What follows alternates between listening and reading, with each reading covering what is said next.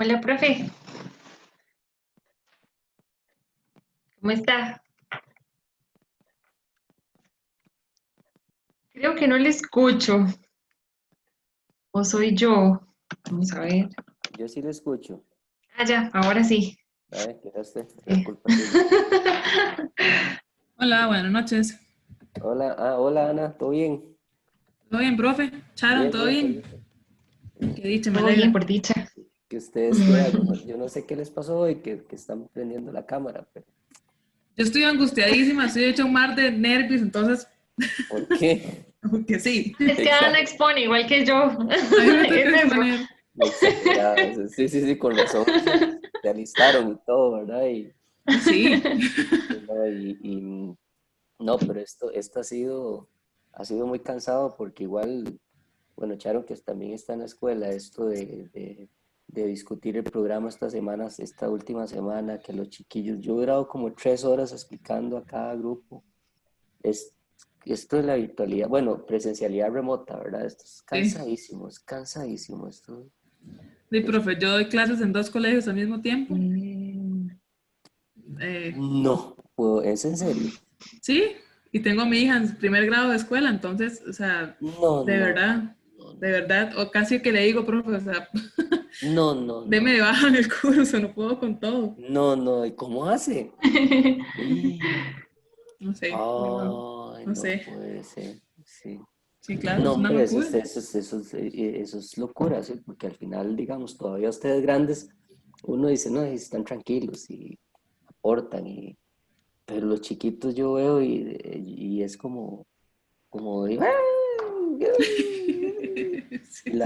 y la pobre profesora o la maestra con el hijo y jalando para acá no, no, no, no, eso es, Sí, yo doy clases al mismo tiempo que Valentina está en clases, entonces, mamá, ocupo ayuda con tal libro, que esto, que lo otro, entonces deme un toque, voy con la otra. O sea, mis mañanas son una locura, son un caos, sí, sí, sí, sí. pero bueno, no todo Pero dura bueno, para sí. siempre.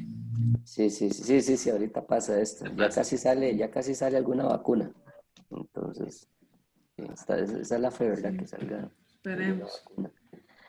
Sí, Uy, no, ojalá. entonces, sí, sí, sí, porque ya estés. No, no, al final también, digamos, es parte, es que digamos, eh, parte de lo que yo creo que se ha tergiversado un poquito es que, digamos, nosotros trabajamos con presencialidad remota, no con virtualidad, ¿verdad? Entonces, claro, la virtualidad es que usted entra a un curso, lee las lecturas, hace la prueba y pasa al siguiente módulo y ahí va, ¿verdad? Sí.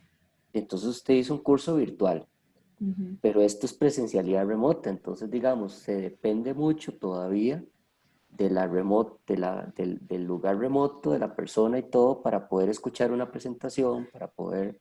Por eso yo te decía a vos ahora que si tenía el problema no te preocuparas, que grabara el video, nos subiera el link y veíamos la presentación asincrónica, Ujú, ¿verdad? Porque al ujú. final también se vuelve también así como, uy, tengo que entrar, entonces es como si usted también estuviera en una clase normal. Presencial, sí, claro. Sí, entonces también eso a veces yo creo que yo les he explicado bien, no es virtualidad, es Ujú. presencialidad remota, la virtualidad todavía en lo que hacemos nosotros está en pañales.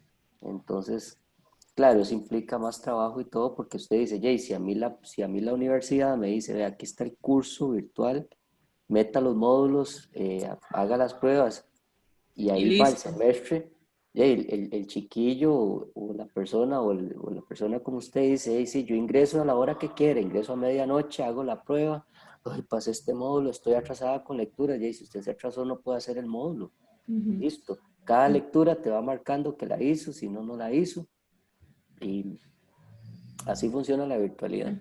Entonces, sí. Sí, ha sido una Bueno, locura. sí, entonces, si quiere vamos a dar un chancecito a que ingrese el otro grupo. Voy a ir a traerme un cafecillo y ya Ok, empezamos. listo, Aunque ya profe. quedó grabado, y es que echaron mentira grabado de una vez. Voy Todo a ir a queda traerme un grabado café. aquí. Sí, todo queda grabado. Entonces, cuando veo el video yo, entonces veo que está todo eso ahí grabado. Pues no importa. Ya empezamos. Está bien.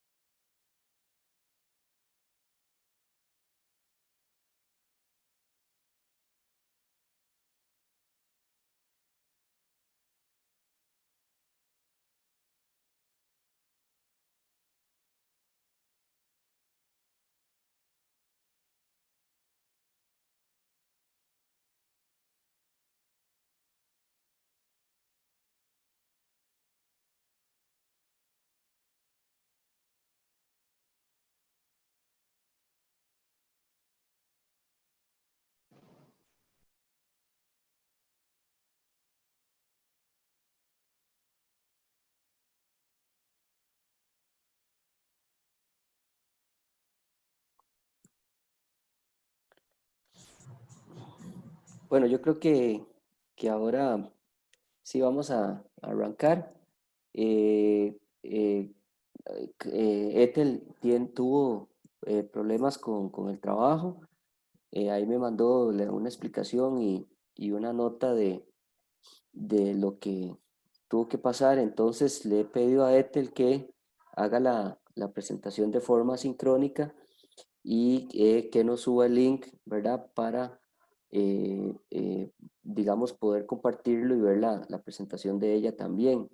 Em, Esto porque, según yo, podíamos estirar un poquito más el trimestre, pero resulta que si lo estiro más de la otra semana, el lunes que sigue es feriado, porque pasan el Día de la Madre para ese lunes, entonces es un fin de semana largo.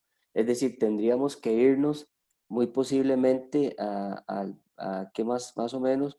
Al lunes 24 de agosto, ya ahí más bien están casi que arrancando ustedes con el otro trimestre o está en ese proceso de cambio. Entonces, hoy vamos a tener la presentación de Sharon y de Ana, y la próxima semana vamos a tener las últimas 4 presentaciones, que sería la presentación de Luis, Andreina, María y, ¿cómo se llama? Que ahorita no la veo por acá, de eh, bueno, se me va el nombre. Pero serían las últimas 4 presentaciones. Cualquier cosa, ya yo tengo los trabajos revisados, esta misma semana se los hago llegar. También recibí el documento de Luis, para que le eche un vistazo. Luis, ya ahora más tarde se lo paso, mañana en la mañana. Y bueno, todo súper bien, así que sin más preámbulo, no sé si quiere empezar Ana o, o Mariana o cualquiera de las dos, Sí, yo puedo o empezar si Sharon, gusta, perdón, profe. no sé. Yo empiezo si Ustedes quiere, dicen. una vez. Ok, dele de una vez. Ok, profe, nada más, bueno, a todos buenas tardes. Nada más voy a dejar mi cámara apagada para que no se me pegue un poco la presentación, profe. No, no puede compartirla, ¿no? Sí, mi cámara la que va a quedar apagada, Ah, ok, nada sí, más. sí, sí, sí, sí, genial. Ay, un segundo. Dejar de compartir. Un segundito. Ya voy.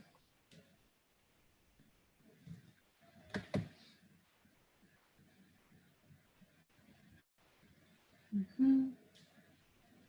Ok.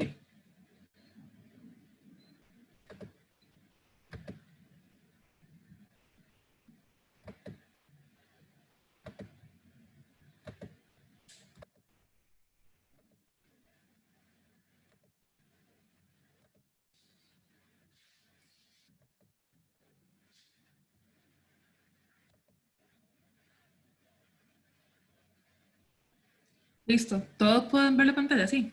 ¿Me ayudan con eso? Sí, todo bien. Ok, perfecto. Gracias. Bueno, buenas tardes.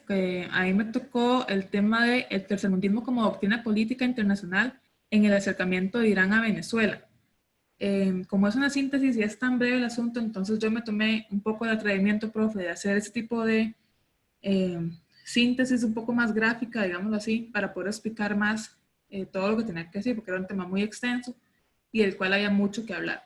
Entonces, bueno, en primer lugar, quiero presentarles un poco la problemática del asunto, ¿verdad? La problemática en sí del primer informe que yo realicé es entender cómo, a partir de la llegada al poder del presidente de Irán, Mahmoud Ahmadinejad, o como sea que se pronuncia, y me van a disculpar la pronunciación, no puedo ni con mi apellido, menos con estos, ¿verdad?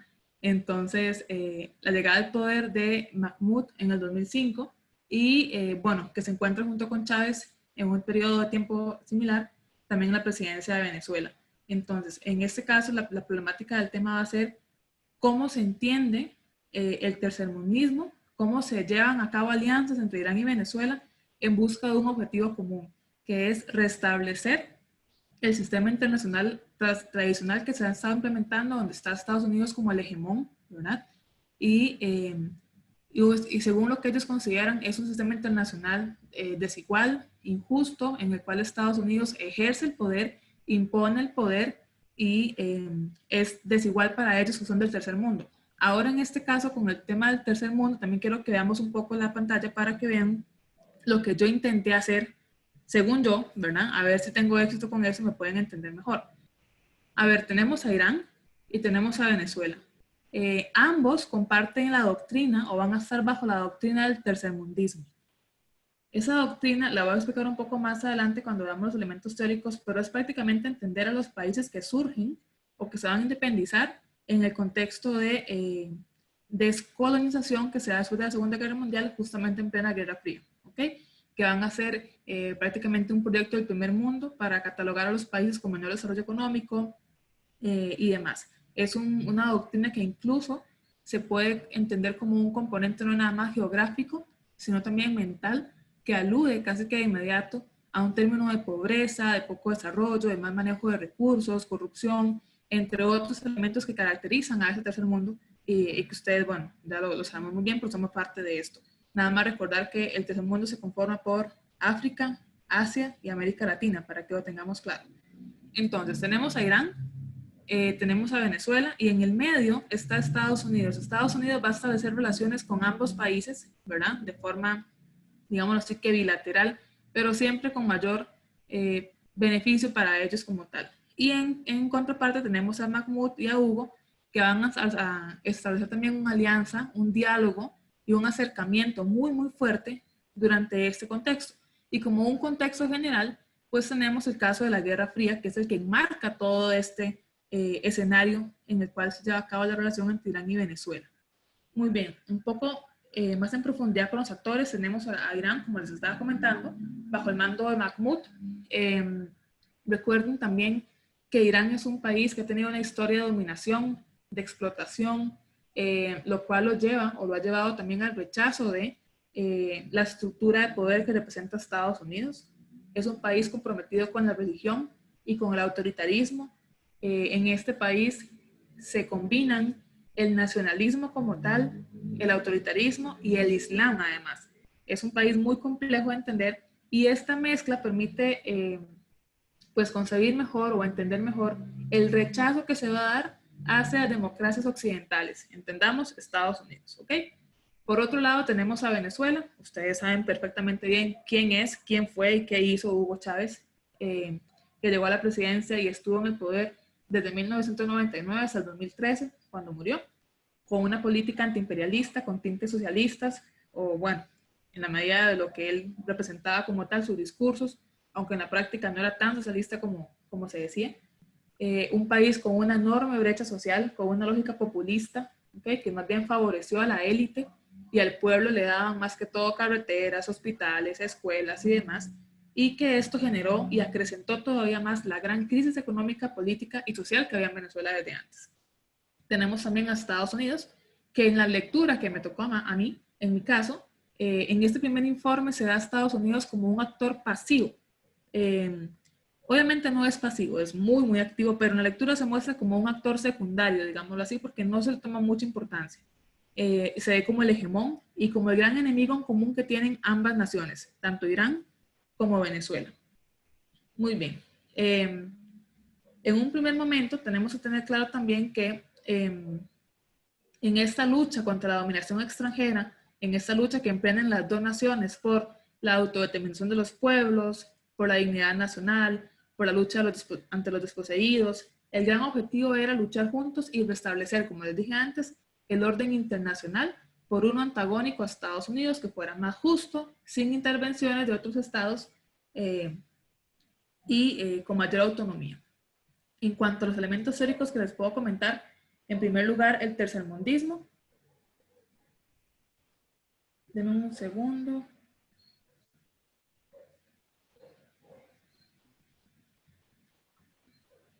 En primer lugar, el tercermundismo, como les estaba comentando, que como les dije antes, también se considera más que una unidad geográfica. Recordemos, bueno, aparte de lo que es obvio, ¿verdad? La gran distancia geográfica que existe entre Irán y Venezuela, pero además una distancia también ideológica, pues es un país islámico como tal, con un corte religioso, mientras que Hugo Chávez es completamente otra cosa y lo que impone en Venezuela es otra cosa completamente.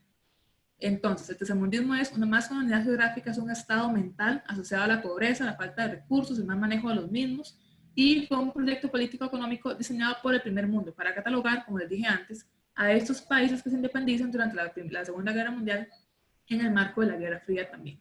Entonces, ese es un primer enfoque que yo logré identificar en la lectura, ver cómo la doctrina del tercermundismo logra empatar ciertos intereses en común, ciertos objetivos que tenían ambas naciones y establecer un diálogo entre ellos. Recordemos que Irán, con su rechazo a Estados Unidos, se acerca a Venezuela, que tiene un germen muy similar, ideas muy similares, y logran establecer esta conexión. Por otro lado está el realismo, que luego ya leyendo un poco más me di cuenta que no era tanto el realismo, sino el neorrealismo, pero bueno, hay que ser sinceros, sí, en el primer enfoque puse que era el realismo, entendido más que todo como la necesidad de los países más fuertes de imponer y mantener el poder, valiéndose de cualquier estrategia e incluso dominación. En este caso, el poder económico y militar que ejerce Estados Unidos mediante la intervención en las dinámicas de diferentes países, tanto de Asia como de América. En América Latina, por ejemplo, con el caso de todas las doctrinas que ya hemos visto y que son conocidas, ¿verdad? Y en el caso de Asia, pues con el tema del petróleo, que también lo comparten muy bien con Venezuela y empatan mucho en ese sentido. Finalmente, en el primer informe también abordé un poco el tema del liberalismo enfocado en RI, ¿verdad? En las relaciones internacionales, centrado más que todo en el poder en términos de seguridad y cooperación. Es entender y ver desde el panorama del liberalismo cómo cada país tiene diferentes capacidades y opciones o estrategias para garantizar su seguridad, la de su población, y así como reconoce que hay competencia, también se promueve la cooperación debido a agendas en común, objetivos en común y ciertos intereses que mueven a ambas naciones. En este caso la cooperación pues claramente era luchar en contra del mal común, que era el demonio de Estados Unidos, como tantas veces se ha llamado. Muy bien. En mi segundo informe tenemos otro escenario, tenemos otros líderes y tenemos prácticamente que la misma lógica. Vamos a ver. Ok. Mahmoud deja la presidencia en el año 2013 y justamente en el mismo año muere Hugo Chávez. ¿Qué es lo que pasa? Tenemos, por supuesto, que líderes que vienen a suplantar o que vienen a reemplazar a los anteriores. En el caso de Irán tenemos a Hassan Rouhani y en el caso de Venezuela, Nicolás Maduro. De Hassan Rouhani les puedo decir que fue un clérigo, era abogado, era diplomático, propuso darle un nuevo aire a Irán en materia económica, en materia de derechos civiles, porque consideraba que con el gobierno de Mahmoud se habían cometido muchos atropellos. No sé si alguien me está hablando a mí. ¿Ya todos se ven de la segunda diapositiva, chicos? No, yo más bien pensé que seguía explicando parte de... No, sí la pasé. Sí, La estoy viendo yo, de hecho. Qué raro. está pegada. Ana, se ve como que si tuvieras la presentación abierta, pero como que Ajá, no como- tenés, como que tenés abiertas las otras, las pequeñitas. Qué Ajá, raro. Yo lo veo. Sí, es que cuando comparte la presentación de PowerPoint, creo que se presentó digamos, la ventana de PowerPoint y no la presentación, cuando le digo, bueno, que ya me ha puede pasado. manejarlo, sí. Sí. Pero igual ocupo que vean la segunda para que vean la otra, pues la otra dinámica. Ahora sí estamos viendo Ahora sí, esa es la Sí. tercera, la segunda, esa es la tercera. sí, perfecto. Ahí estamos bien. Sí, Ok, Sí. perfecto. Entonces voy a dejarlo así. Perdón por el día, no sé qué será el fallo en este momento. tranquila. Tan inspirada que estaba, muchas gracias. No, sigue, que sigue Ok. inspirada, está muy bien. Ok. Bueno, entonces tenemos que Rouhani consideraba que durante el gobierno de Mahmoud se han llevado a cabo ciertos atropellos, ¿verdad?, a la población, más que todo con tema de derechos civiles. Por lo tanto, había que resarcir, digamos, este daño y sacar a Irán de este problema. Apuesta por el diálogo también, apuesta por la cooperación en temas en lo que estaba de acuerdo, ¿verdad? Pero hay un punto importantísimo. Rouhani intenta sacar a Irán del gran aislamiento internacional en el que estaba metida por el tema de los acuerdos, el acuerdo nuclear, digámoslo así, ¿ok? Entonces, Irán firma un acuerdo nuclear, ¿verdad? Firma los acuerdos para ver si logran salir del actual aislamiento en el que estaba, ¿verdad?, en el que estaba sometido, pero justo en el momento en el que firma, Estados Unidos se sale del acuerdo nuclear. Entonces ahí toda la cooperación y demás que estaba previendo se viene abajo y esto aumenta las tensiones en contra de Estados Unidos porque su crisis interna aumenta también. Otro elemento fundamental para poder entender por qué es que Irán sigue con tanta tensión o tanta fricción con Estados Unidos es la muerte del general Soleimani, ¿verdad? Que también actualmente, eso es muy, muy reciente, ¿verdad? Bueno, alteró todo el orden social, religioso, político, militar y demás en Irán con respecto a Estados Unidos. En el caso de Venezuela, ustedes lo conocen, ustedes saben quién es el caballero que está aquí en el poder, que es Nicolás Maduro, que es prácticamente, viene a hacer lo mismo que hizo Hugo Chávez, un poco peor, ¿verdad?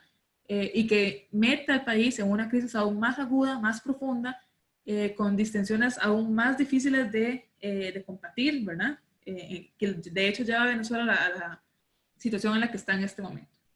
Al inicio, las relaciones entre ambos líderes no era tan fuerte como la que tuvieron Mahmoud y Chávez, ¿okay? No eran como tan estrechas como antes, continúan con el diálogo fluido, pero no es una relación tan estrecha. Ellos empiezan a cooperar en materia de petróleo, ¿verdad? Consideran que tienen que aliarse para poder seguir manteniendo los precios de petróleo favorables para ellos, luchan por salir adelante, ellos lo dicen así expresamente, luchan por salir adelante en contra de las sanciones, tanto comerciales, económicas y demás, que impone Estados Unidos a ambos países por igual, ¿verdad?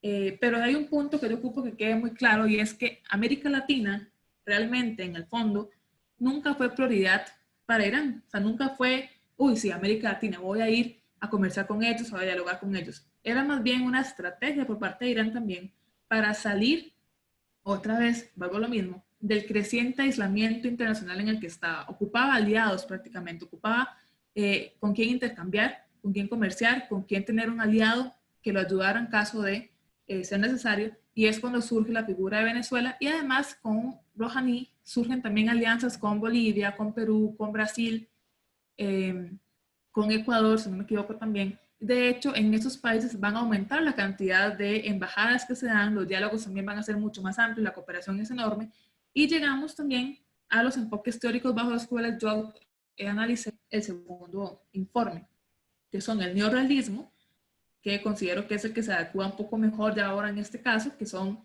cuando los estados interactúan en el sistema internacional motivados por su seguridad y por temas de estrategia, siempre y cuando tengan intereses en común. ¿Okay? Eso fue fundamental para mí en ese segundo enfoque. El marxismo también enfocado en las relaciones internacionales, ¿verdad? Más que todo por esta lucha en contra del imperialismo, en contra de lo que Estados Unidos representa como el poder económico, los monopolios, las compañías multi y transnacionales, el control del mercado mundial, la dominación, la imposición y demás. También por ese lado se podría enfocar un estudio de esta coyuntura. Y por último propuse el tema de la geopolítica sistémica. El tema de la geopolítica sistémica me pareció muy interesante porque parte de la premisa de que los procesos globales se pueden entender como un sistema en el cual las unidades interactúan entre sí en una relación de interdependencia, lo cual permite entender que si un actor actúa de determinada manera, va a afectar a los demás.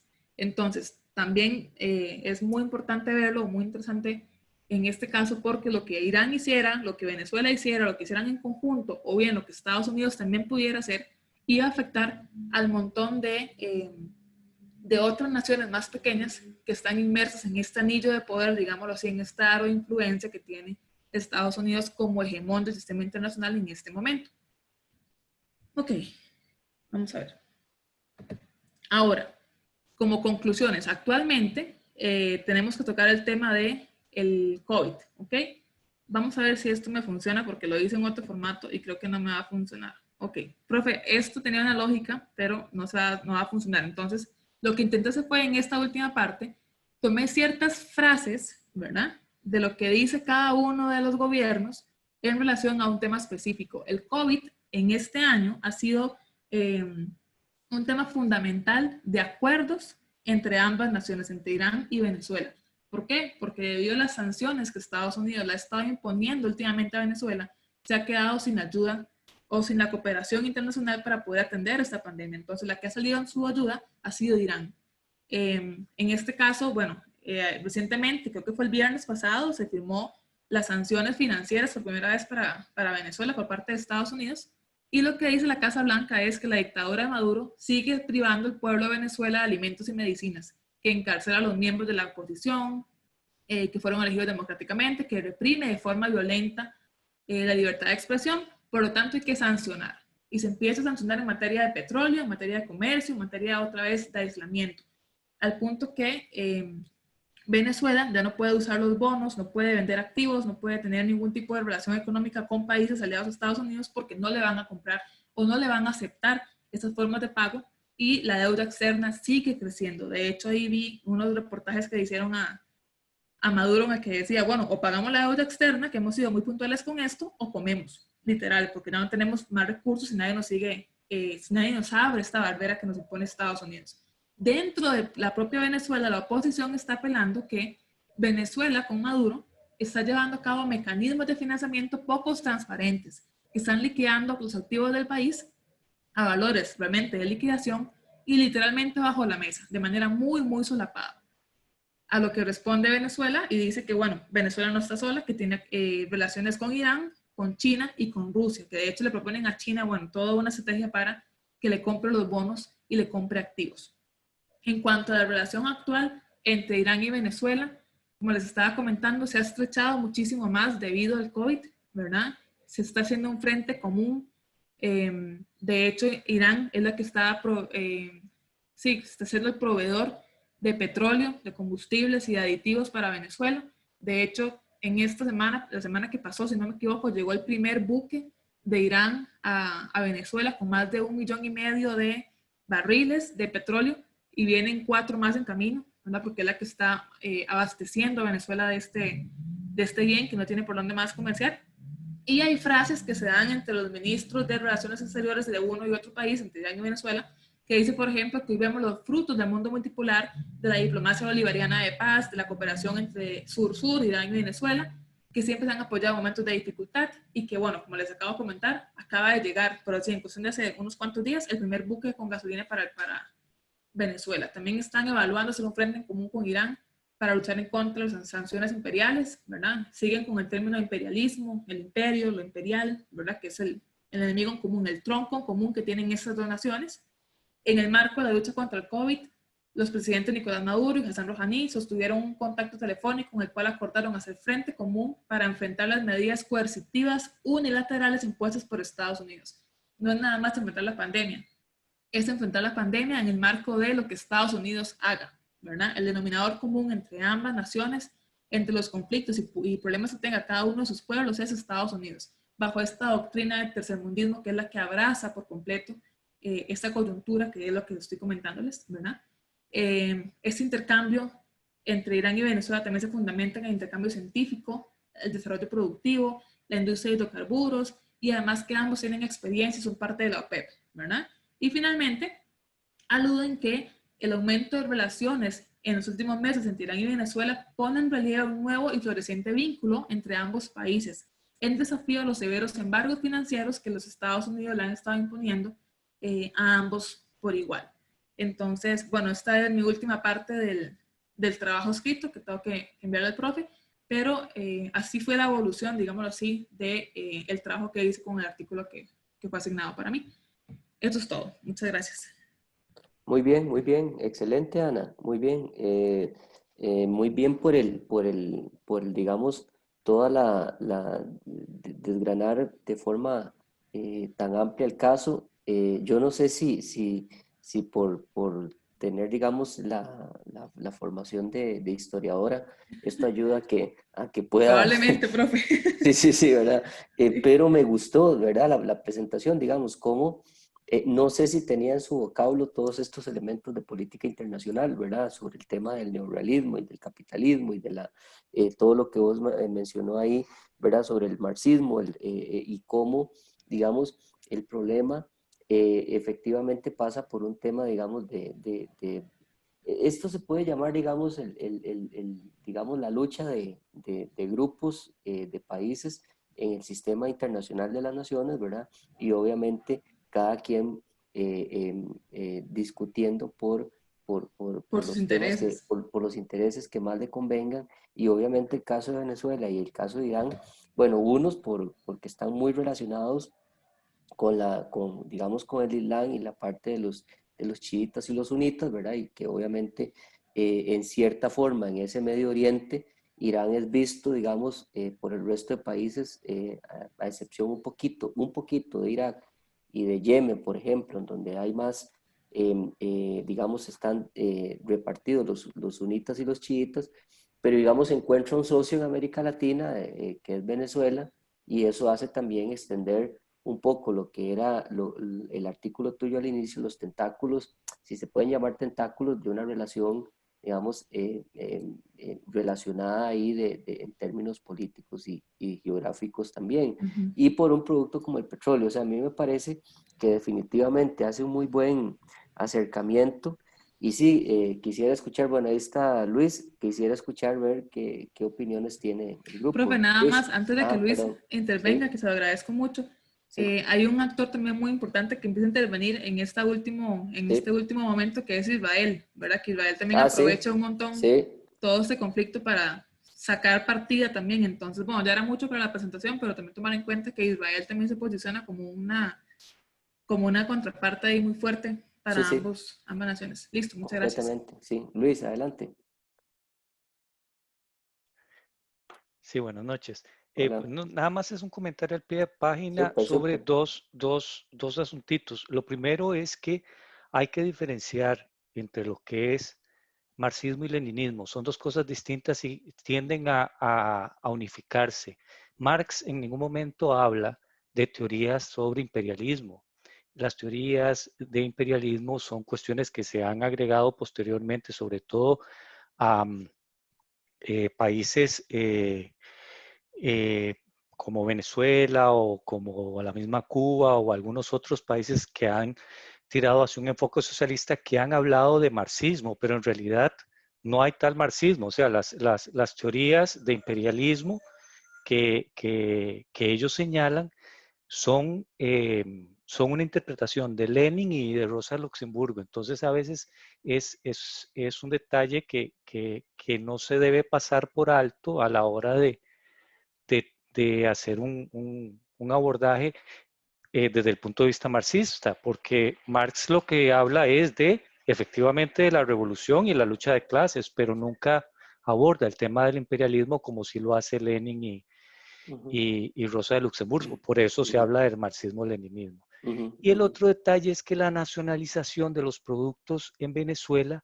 no los inicia Chávez, eso empieza desde mucho antes, desde Carlos Andrés Pérez, con parte de la nacionalización del petróleo. Entonces, en ese que tal vez es más evidente por las reformas que se dan a partir de la llegada de Chávez, pero eso es un proceso que se inició desde antes, ¿verdad? Entonces, eso tal vez es importante tomarlo en cuenta, ¿verdad? A la hora porque se puede prestar a confusión a la hora de abordar el tema y sobre todo porque cuando se hace un parangón entre Venezuela e Irán, como bien lo dijo Ana, o sea, ahí hay un común denominador que, bueno, definitivamente a mi parecer y de acuerdo a lo que dijo ella, ese común denominador es el que articula a todos los actores y es el petróleo, ¿verdad?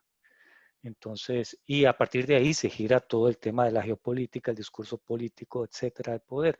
Pero en realidad, ahí hay un tema de petróleo y sobre eso empiezan a girar otro montón de cosas más. Probablemente, si Venezuela, que tiene una de las reservas más grandes, si no la más grande en estos momentos, no me acuerdo los números de reservas de petróleo, creo, no sé si es la primera o la segunda, porque precisamente Irán es uno de las reservas también más grandes de petróleo. Si no tuvieran esos recursos, tal vez no serían tan importantes para la comunidad internacional, ¿verdad? Entonces, este, coincido en el abordaje de Ana, de que el elemento unificador ahí en ese discurso es definitivamente el tema del petróleo. Eso muy sería bien, solamente. muy bien. Sí, digamos, coincido con Luis, y yo creo que tal vez Ana en lo que apuntaba, sí, efectivamente la nacionalización empieza antes, pero sí es más marcada en los gobiernos de Chávez y Maduro, ¿verdad? Y obviamente con todo el tema de la nacionalización de la banca y los activos privados pasen al Estado. O sea, ya hice definitivamente eso es mucho más evidente.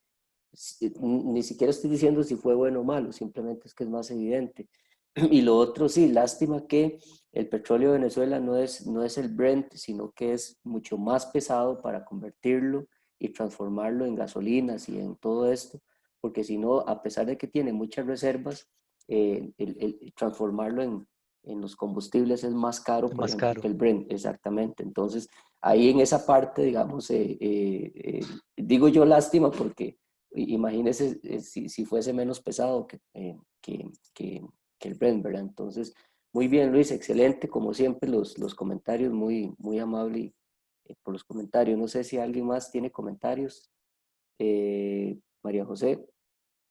El Brent es una calificación que le dan a los tipos de petróleo, entonces el mercado Brent es el petróleo que es más líquido, más suave y más fácil de transformar en gasolinas. Y están los petróleos más pesados que tienen, digamos, mayor cantidad de elementos naturales que hacen que el petróleo lleve un proceso para transformarlo en gasolinas, etcétera, más caro y es más pesado. Entonces, digamos, las reservas que tiene Estados Unidos en Texas es Brent, entonces lo cuidan mucho porque es un petróleo más liviano y más fácil de convertir en diferentes derivados del petróleo, ¿verdad?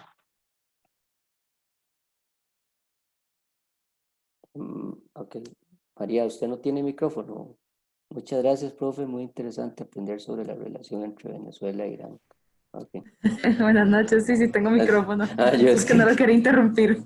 no, es más bien si tiene alguna pregunta para Ana, Realmente no conocía mucho la Sí. relación entre estos dos países. Realmente, pues, en este lado del hemisferio, en este lado del mundo, perdón, pues, normalmente uno tiende a estar un poco más empapado pues, Estados Unidos en general, Centroamérica y demás, pero sí es la primera vez bueno, no la primera vez, pero, digamos, que aprendo un poco más acerca de relaciones entre un país latinoamericano e Irán, ¿verdad? Es muy Sí. interesante ver cómo se unen por un recurso natural en común.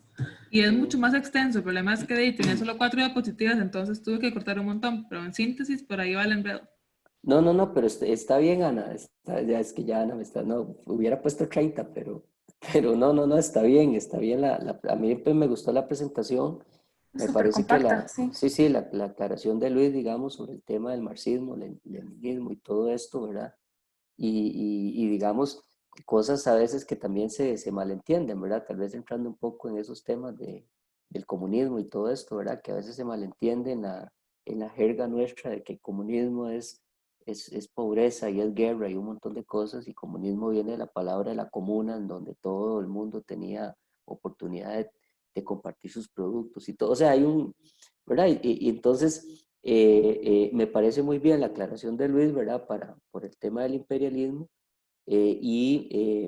súper bien la presentación, además de eso que dice Ana con lo de Luis y los aportes, me parece que es clarísima la presentación, Ana, por eso le digo que tal vez la formación tuya de historiadora le permite hacer una clara línea en el tiempo e ir identificando en esa línea del tiempo estos elementos básicos de política internacional que al final son los elementos de la política internacional que a nosotros nos interesa, ¿verdad? Es identificar qué teorías digamos, se reflejan ahí, cuáles movimientos se hacen que pueden reflejar X o Y posición, etcétera. Así que, de verdad, muchas gracias y bueno, y de todos y de todas he tenido muy buenas presentaciones a pesar de las ocupaciones que cada quien tiene, ¿verdad? Así que muchas felicidades, muy bien. A mí me gustó, Gracias, profe, muy amable. Sí, me gustó la presentación. Bueno, perfecto. Entonces, Sharon, le damos el espacio. Claro, profe, ya voy a compartir pantalla, entonces. ¿Está bien? Vamos a ver.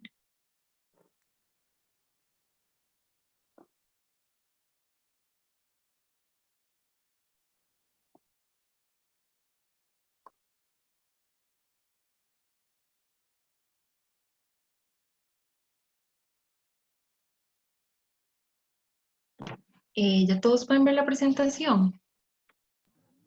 Sí, sí, la Sí, vemos. sí. Sí, Sí. ok. Es que estoy haciendo los movimientos suaves porque ahorita cuando estaba iniciando la clase se me cayó el internet, entonces tengo como miedillo. Vamos a ver. Listo, ¿verdad? Ok. Bueno, agradecerle a Ana por el espacio y también por introducir las presentaciones el día de hoy. Y no, buenas noches, profesor, compañeros.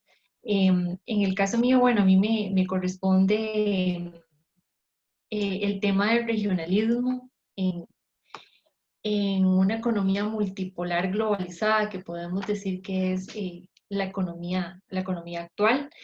Mi estudio toma como punto de partida lo que expone Santander en 2018, que es la lectura asignada al caso 4. De ahí yo me adentro como una búsqueda de nuevos enfoques y tal vez como datos interesantes que me permitan como explicar de alguna forma u otra este fenómeno. A partir del análisis realizado, no, ¿se pasó la diapositiva? No, es lo mismo que me pasó a mí, no se está viendo. No, todavía no. Ok. Sharon, y si apagas la cámara, tal vez para que se ponga más veloz. Y como hizo Ana. Sí, voy a intentar eso. Vamos a ver.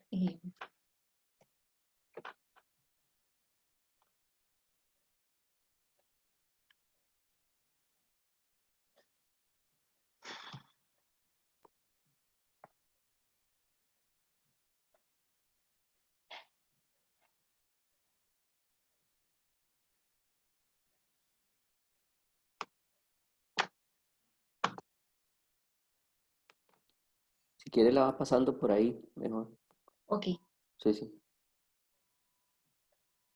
Sí, bueno, entonces a partir del análisis realizado encontramos algunos elementos teóricos y es bueno resaltar que entonces los regionalismos son una construcción social, es decir, un espacio donde los distintos actores internacionales pueden interactuar formal o informalmente mediante acuerdos, mediante normas, tratados, que a un final se resume a un conjunto de negociaciones que conllevan a un significado, a un proyecto político.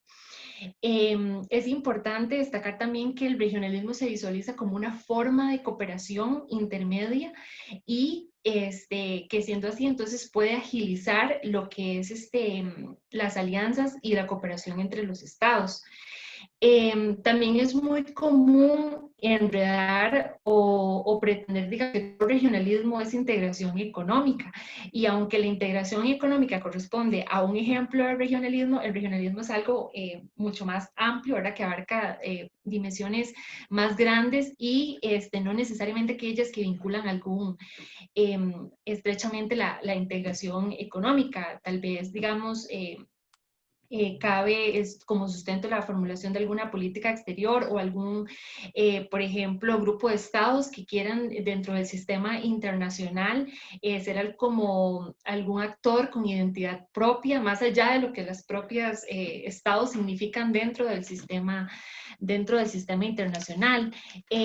Luego, el periodo posterior a la Guerra Fría, ¿verdad? Que es en 1990, traza como esa alta conformación de organizaciones regionales. ¿Por qué? Porque, bueno, es acá donde se marca como el fin de la confrontación ideológica, el fin de la bipolaridad, es acá donde se da como ese cambio en las estructuras de poder y también empiezan los aumentos en los procesos de democratización, en lo que es Europa del Este, en África, en América, en Asia también. Entonces, son como elementos que son clave para este periodo.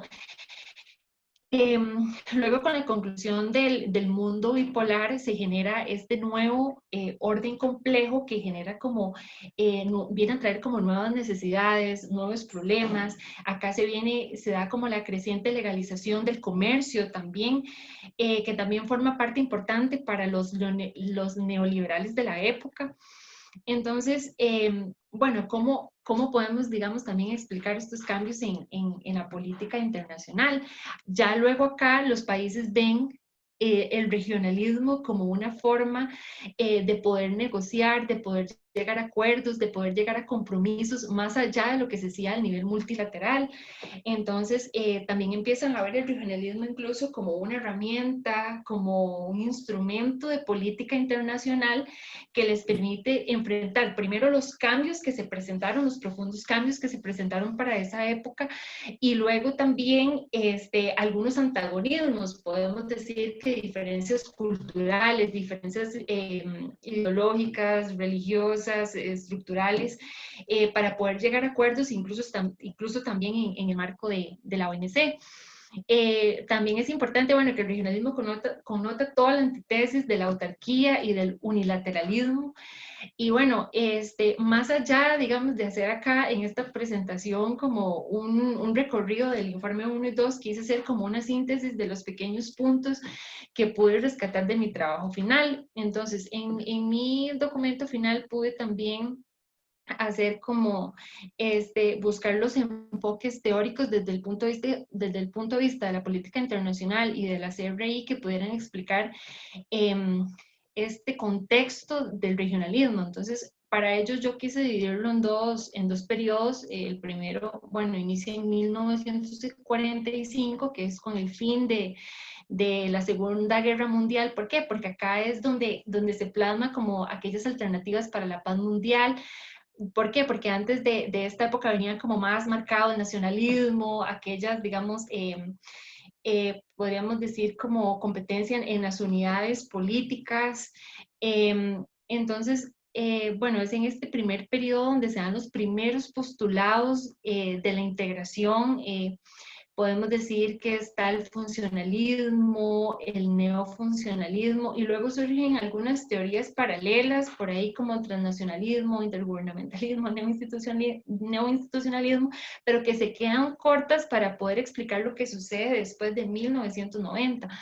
Entonces, yo quise empezar en 1991 al 2020, que es lo que yo llamo como el nuevo panorama de política internacional. Ahí ya podemos encontrar distintas ópticas del cuarto y quinto debate de las teorías de la CRI. Ya por ahí encontramos los neoliberales, constructivistas, la Escuela de Copenhague, y a pesar, digamos, de que no existe una única visión compartida entre todos los autores, algunos dicen, bueno, que el regionalismo se comporta de acuerdo a los intereses del neoliberalismo, y otros dicen que más bien ese es como un símbolo de gobernanza global.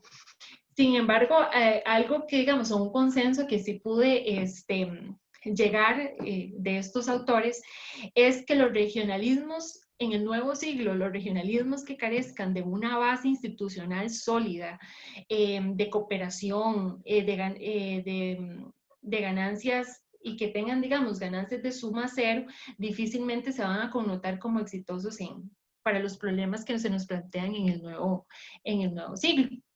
Luego por acá tenemos lo que es la problemática.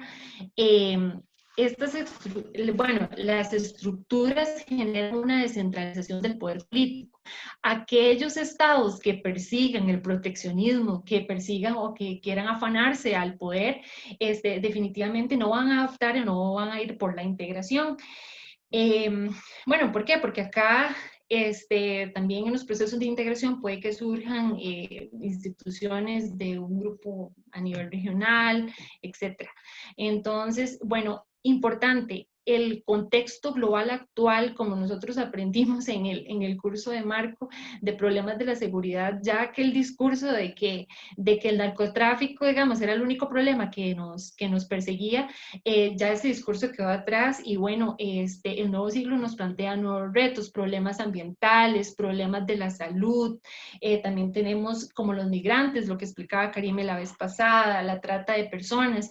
Entonces son esos problemas que se salen saben de la capacidad estatal y que a veces recurrir también a los procesos de integración nos pueden facilitar la solución de ellos. Luego por acá tenemos las dos variables o los dos factores de carácter sistémico que tienen que ver mucho con los procesos de integración en el nuevo panorama de política internacional, que sería la globalización y la multipolaridad. La multipolaridad era lo que me refería a partir de 1990, que se da como esa pérdida o esa difusión de poder a nivel mundial. Existen potencias emergentes que buscan cambios en el poder.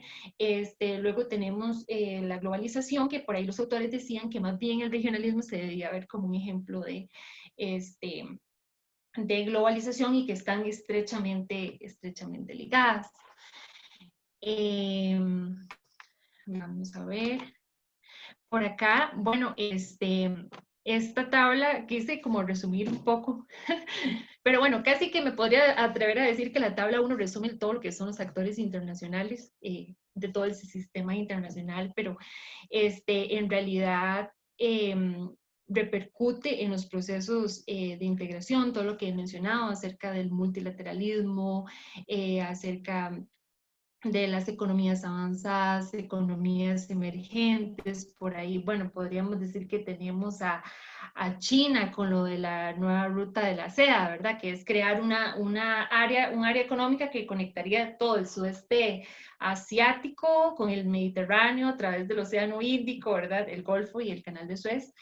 Luego, digamos, como les decía, digamos, existen, en el contexto mundial actual, existen muchos tipos de regionalismo, ¿verdad? Primero encontramos regionalismos cerrados y abiertos. El primero, digamos, es que el criterio de agrupación, el regionalismo cerrado va a ser la ubicación o la posición geográfica. Dentro de ellos podemos decir la Unión Europea, la Unión África. En el caso de los abiertos, no. Entonces, por ahí tenemos ANZUS, que sería Australia, Nueva Zelanda y Estados Unidos. En el caso de, por ejemplo, los acuerdos preferenciales, liberalizan únicamente el comercio entre estados que se han decidido establecer algún tipo de comercio interregional. Por ahí tenemos el ACTA. En el caso de las áreas de libre comercio, casi que se reduce lo que son como los aranceles. Eliminación de aranceles, no hay tanta presencia institucional ni tanto grado de cooperación. En las uniones aduaneras sí hay más institucionalización y sí son un poco más estrictos con aplicar impuestos a terceros que no son parte de esa agrupación. Por ahí encontramos bueno, la Comunidad Andina de Naciones, la Comunidad Económica de los Estados de África Occidental. En el caso también, bueno, de los mercados comunes, poseen características de los tratados de libre comercio, de las uniones aduaneras, y permiten el libre paso de personas, de inversión, de bienes y servicios. Hay más presencia de institucionalidad, de cooperación. Por ahí está el Mercosur, COMESA también. Y bueno, en el caso, por último, las uniones económicas monetarias. Estos estados tienen una parte o una mayor parte de la soberanía, ¿verdad? En estos acuerdos hay más presencia institucional supranacional, un ejemplo en la Unión Europea. Vamos a ver. Acá, entonces, quise resumir un poco de todo lo que les vengo hablando en este gráfico. Este gráfico lo que representa son los acuerdos comerciales regionales que se encuentran en el marco de la OMC. Al 2016, la OMC decía que todos sus miembros tenían al menos uno, es decir, un acuerdo comercial regional, ya fuera bilateral, transcontinental, regional, al menos uno en el 2016, y son 164 miembros. Ahorita, al día de hoy, hay 321 acuerdos, entonces imagínense la gran cantidad. Lo que yo quería, lo que quiero, digamos, que ustedes se lleven también el día de hoy es como este comportamiento, que es lo que yo trato de explicar acá. Por acá vemos, digamos, que con el fin, ¿verdad?, de la Segunda Guerra Mundial se empiezan a ver los primeros procesos de integración que acá tenemos, bueno, la Unión Europea en 1951, el de Asia, que ASEAN, Asociación de Naciones del Sureste Asiático, 1967, tenemos la Comunidad Andina en el 69, luego tenemos CARICOM acá en el 73. Esta subida también se debe, digamos, a que se empiezan a unir ya como algunos países a la Unión Europea, entonces ya se empiezan a hacer, entonces esto representa acá. Luego viene acá y en 1981 está ALADI, Asociación Latinoamericana de Integración, y ven como, digamos, a partir de exactamente 1990 es abismal, ¿verdad? El aumento. Encontramos un montón acá de grupos, y qué bonito. Bueno, en 1991 está el SICA, del que formamos parte, luego en 1991 también Mercosur, el TELCAN en el 94, también COMESA en el 94, y bueno, un poco acá de los más nuevos, algún dato interesante que, digamos, que me gustaría o no sé, estudiar más adelante es porque a partir, digamos, de la crisis del 2008 se empieza a ver como un comportamiento hacia la baja de estos grupos, y también es interesante porque prácticamente se reduce a acuerdos bilaterales del tipo áreas de libre comercio y acuerdos de integración económica. Entonces, por aquí encontramos ya acuerdos bilaterales como en el 2018, bueno, Tratado Integral y Progresista de Asociación del Pacífico, luego ya son bilaterales como Estados Unidos, no, más bien sería como la Unión Europea, Canadá, Unión Europea, Japón, Unión Europea, Singapur, el más reciente sería China, Australia. Entonces, porque digamos, a partir de la crisis del 2008 empiezan a reducirse el comportamiento de estos grupos y empiezan a ser más de tipo bilateral. Sería bastante interesante poder estudiar ese fenómeno en particular. Y bueno, digamos, estos los que le he presentado, y estos quería presentárselos así de esta forma para que vean cómo están desagregados también a nivel mundial, y estos solo los que tienen que ver con la parte comercial, ¿verdad? Que son los que están con la OMC, que serían áreas de libre comercio, unión aduanera, acuerdos de integración, acuerdos de alcance parcial.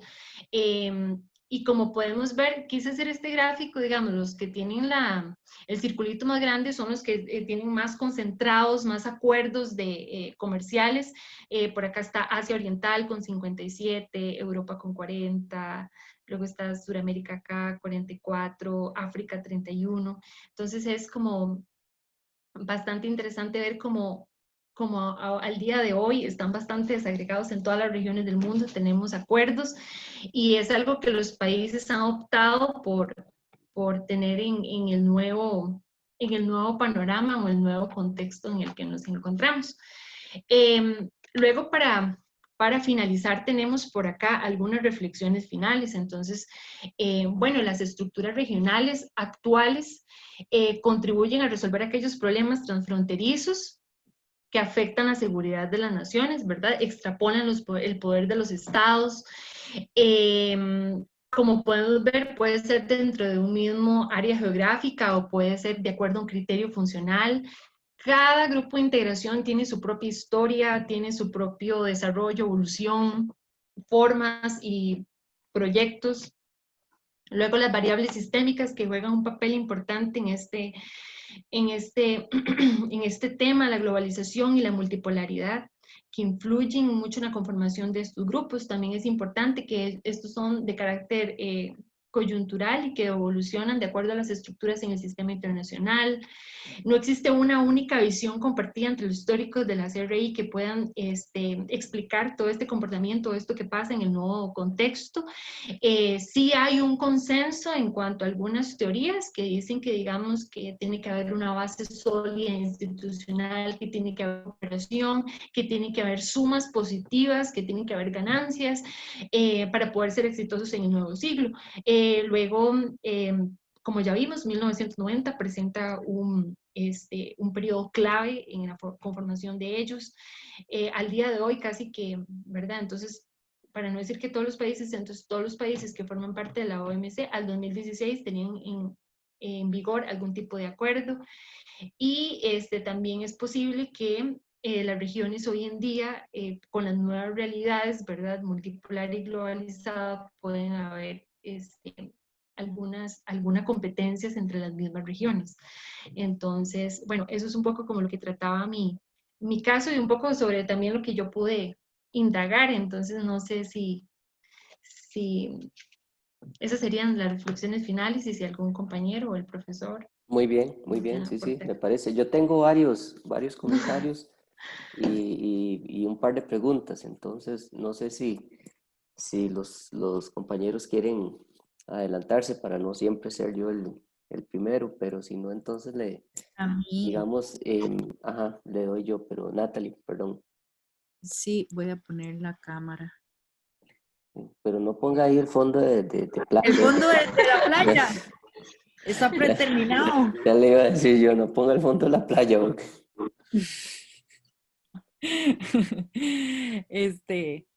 No, que Sharon,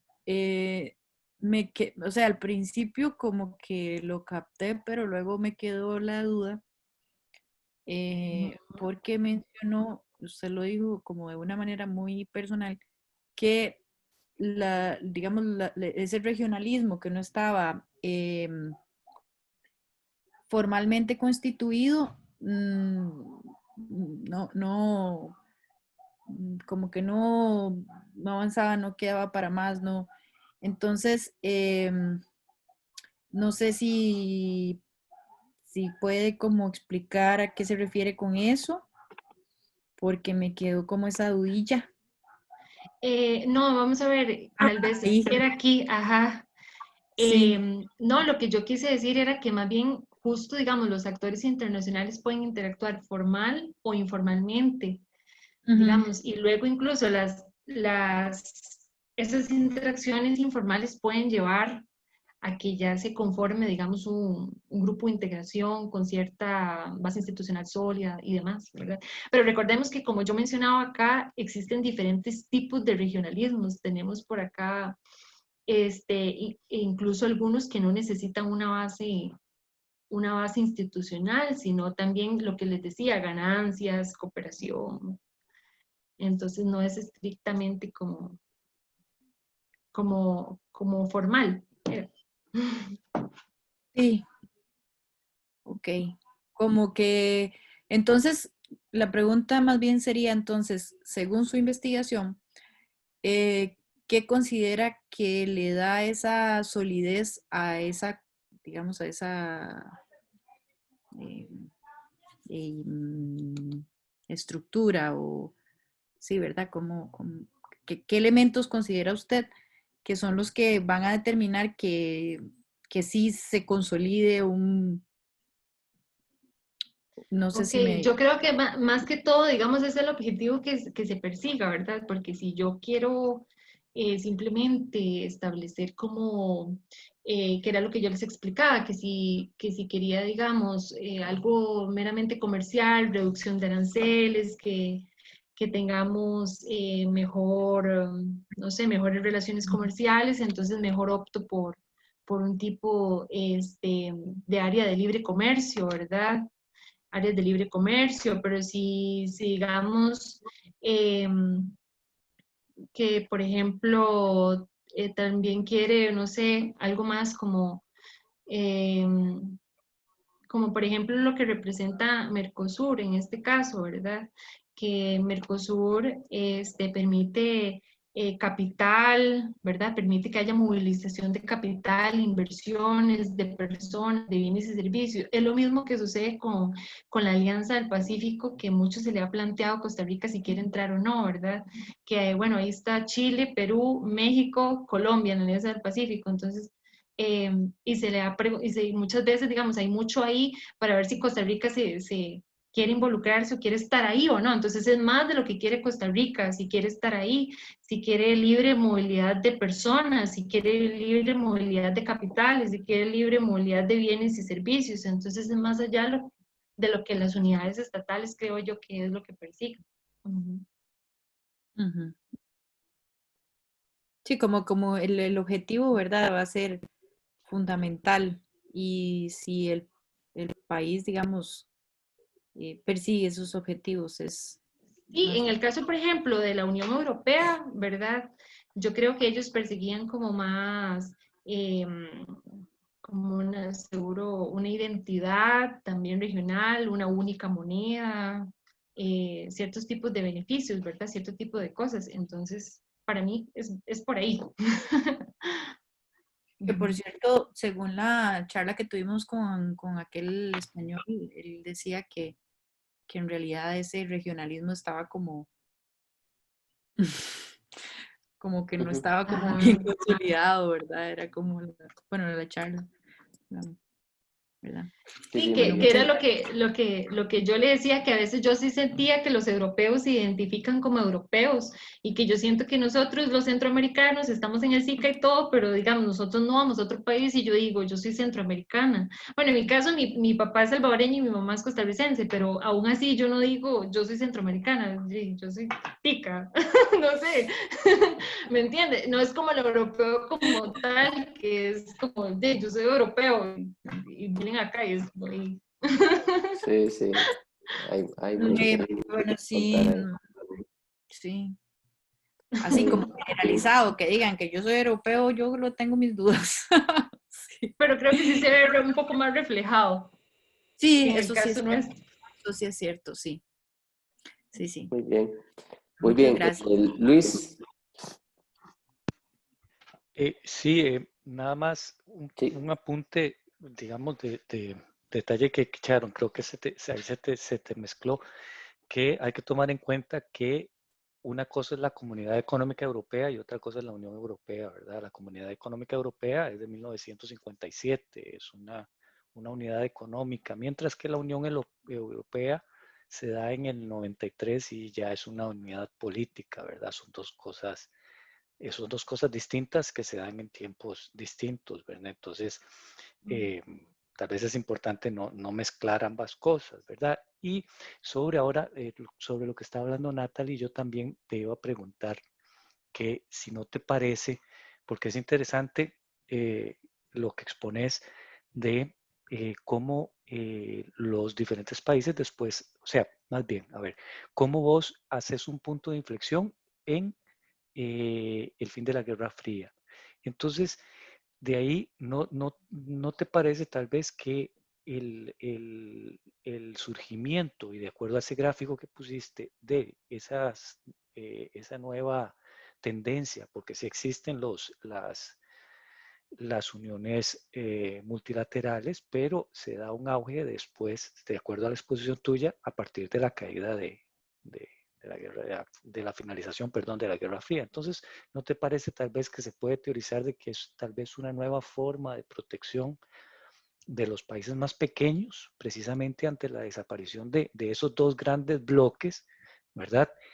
Y también algo muy interesante, ¿no te parece que hay una pequeña paradoja entre eso que hablabas de apertura y proteccionismo? Porque al final de cuentas, los acuerdos regionales se llegan a convertir, como lo explicaste vos, en el ámbito económico, es una extrapolación de un proteccionismo nacional a un proteccionismo regional. No sé si estás de acuerdo con eso. Sí, es que digamos, justo, digamos, diversos actores decían también que el tema de la globalización también se marca como en el 1990 con la liberalización del comercio. Entonces, también decía que mucho, digamos, de la respuesta de los países fue que para protegerse ante eso, digamos, de que ahora había tanta liberalización, entonces más bien también, conformo grupos, ¿verdad? O me protejo dentro de una misma región, ¿verdad? Entonces, también como por ahí.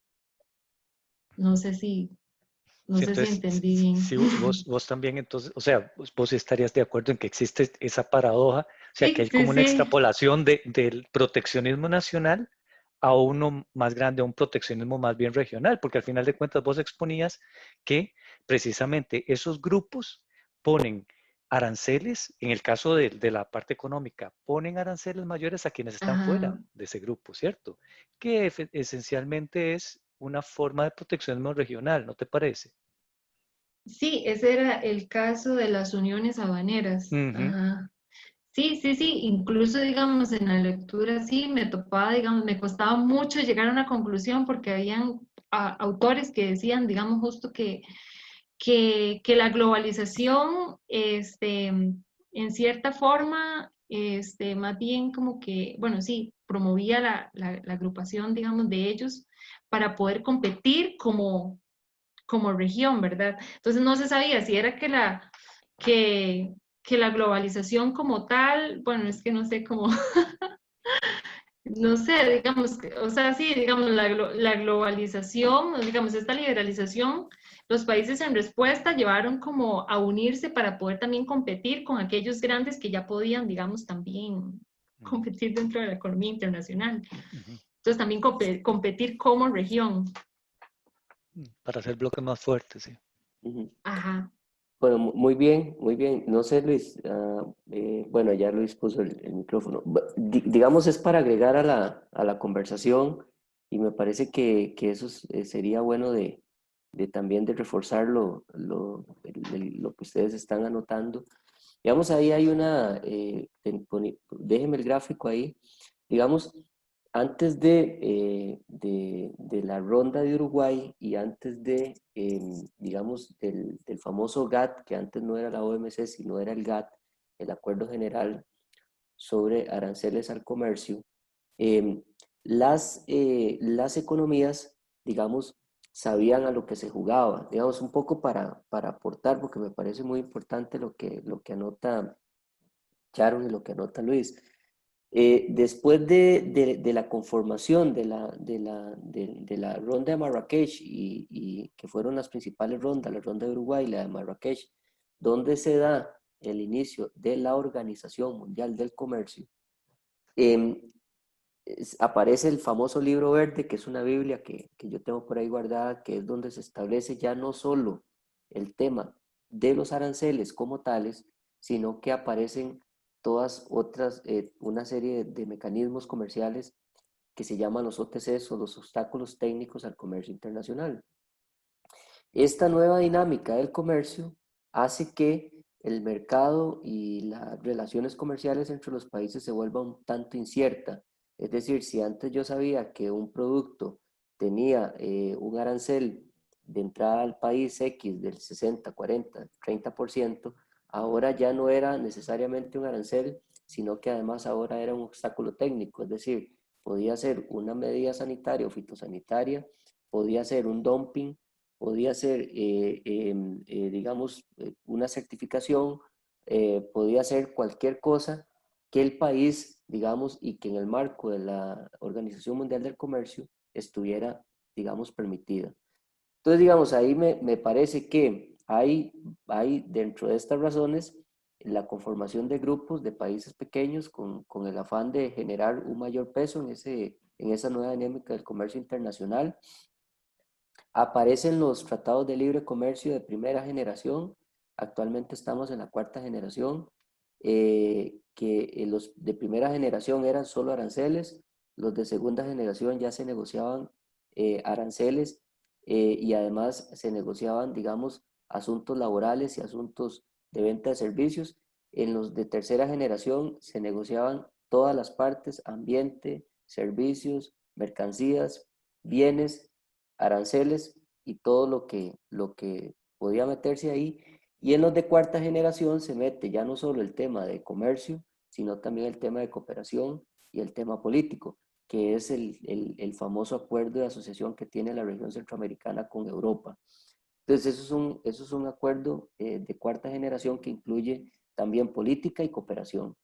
Entonces, digamos, un poco viendo eso, por ejemplo, y ahí me parece que es muy buena la observación de Luis y lo que Sharon dice respecto a por qué la Unión Europea negoció con todos los países centroamericanos y no con uno, precisamente por lo mismo, porque es mejor tener el comercio de todos y no tener solo el comercio de un país de una región relativamente pequeña. Entonces, eso me parece que digamos ahí, suma al comentario que ustedes dicen. ¿Por qué a partir, digamos, digamos, del 2010 tiende a la baja en términos de acuerdos. Me parece que hay un efecto, digamos, de volver hacia la economía interna, es decir, por ejemplo, se cayó el acuerdo de cooperación de Asia-Pacífico, por ejemplo, ¿verdad?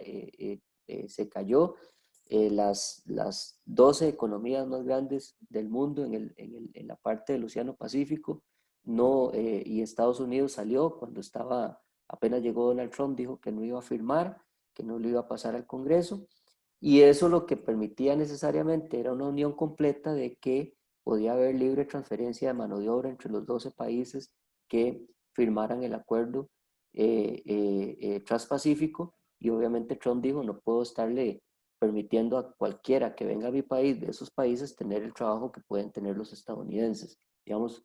Entonces, ¿por qué digo esto? Porque al final todo esto, y que podemos pasar aquí hablando 4 horas de este tema, que me parece que Sharon, no crea Sharon, no es sencillo lo que usted acaba de hacer. Me gusta el tema porque Sharon deja una discusión abierta ahí, y es cómo los acuerdos comerciales y digamos, los acuerdos de alcance parcial, que son ahora los que se están negociando con mayor ímpetu y principalmente en Asia, son acuerdos de alcance parcial, es decir, yo ocupo de usted financiamiento, firmemos un acuerdo y vamos en un acuerdo de inversión. Yo ocupo de usted tales productos, pero no ocupo los otros, firmemos un acuerdo de alcance parcial. Y lo que aquí viene y que me parece que también suma a lo que ustedes han dicho, que es parte de la discusión, es cómo estos acuerdos, y en Asia le llaman la famosa noodle ball, ¿verdad? La taza de noodles, porque cada vez que se firma un acuerdo de alcance parcial, un acuerdo, digamos en el marco de una unión aduanera, etcétera, etcétera, un tratado de libre comercio, un acuerdo de inversión o un acuerdo de cuarta generación, cada vez que eso pasa, se genera un nuevo escenario institucional. Es decir, y eso pasó en el caso centroamericano, nosotros teníamos mayor unión aduanera, o al menos eso es lo que creemos, ¿verdad? Teníamos más mercado común centroamericano en el 95 que actualmente, porque todos los países empezaron a firmar acuerdos comerciales de forma individual con diferentes países. Entonces, si nosotros ahora queremos llegar a tener un mercado común como realmente se tiene, digamos, en Europa, deberíamos todos de firmar nuevos acuerdos comerciales entre todos con cada uno de los países con quien tenemos un acuerdo comercial. Vinicio, perdón, pero Sí. eso no ha sido propiciado precisamente por los Estados Unidos, o sea, de firmar acuerdos bilaterales en vez de regionales. Sí, sí, pues, o sea, de hecho, bueno, es que esa es es que Luis, usted me llevó a otra cosa, digamos, la famosa iniciativa de la Cuenca del Caribe, ¿verdad? Que tiene mucha relación, y es como, o firman acuerdos bilaterales, ¿verdad? Entre los países, o simplemente no jugamos, ¿verdad? Para ponerlo en esos términos. Entonces, digamos, por eso le digo, eso es un tema bien enriquecedor, que en términos, y yo instaría a Sharon, que Sharon, podríamos, si vas a seguir con ese tema ahí, le podemos entrar, de cómo, digamos, qué fue lo que pasó ahí, y no solo qué pasó ahí, ¿verdad? Digamos, es una caída libre, estrepitosa, ¿verdad? En términos de esos acuerdos, y precisamente cómo eso hace que haya una evolución del marco institucional. Y bien lo decía Luis en otras clases, y bien lo decía ahora Natalie y María José, y los que han opinado, Néstor, en otras clases, digamos, cómo, y en parte de las clases que vimos, cómo esto genera una evolución institucional forzada muy rápidamente. Es decir, nosotros cuando firmamos todos los tratados de libre comercio que firmamos en bandada, ¿verdad? Que igual, no sé si han sido, digamos, buenos o malos, los firmamos en bandada, eso significó un ajuste, digamos, forzado a la institucionalidad del país, ¿verdad? Porque ya empezábamos a jugar, digamos, bajo ese acuerdo comercial. Entonces, me parece que parte de esa reducción en esos acuerdos, especialmente en la región latinoamericana, pueden responder que han sido tantas digamos, han sido tantas las ¿cómo se llama? Los compromisos que hemos adquirido, ¿verdad? Con muchos países que deberíamos de revisar primero a ver si los podemos cumplir o no.